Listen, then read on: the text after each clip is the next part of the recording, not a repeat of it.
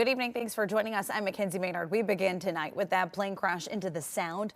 2 people were rescued and are in stable condition, according to the Coast Guard. News 8's Kiara Smith has more on the rescue that shook up the community. A Piper PA-32 Cherokee plane crashed in Long Island Sound near Guilford around 10:30 a.m. The 2 passengers on board survived, but this crash startled the community. Thank God that they're okay. I was shocked because like I said, I've lived here for so long. I've never heard of anything like this ever happening.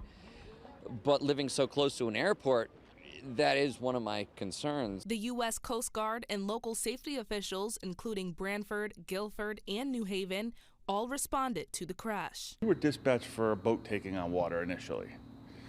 That's what the dispatcher got for information.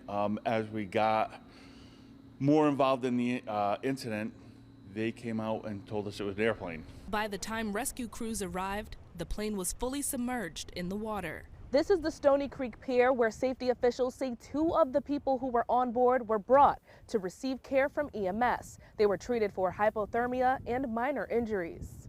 Tweed New Haven Airport says the plane took off from Sikorsky Memorial Airport in Bridgeport. It was flying to an unspecified destination before being redirected to Tweed for an emergency landing.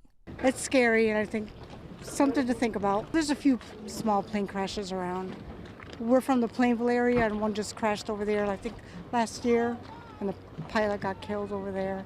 A small single-engine plane. Despite an uptick in crashes across the U.S., Mary Beth from Monroe says this. Even though it's scary, we shouldn't let things obstruct us from living our lives. Don't let fear rule you. That's my feeling. I think that they're courageous for even being up there flying, and I think that's amazing. So I'm glad they're all right. The Federal Aviation Administration is still investigating the cause of the crash. In Branford, Kiara Smith, News 8.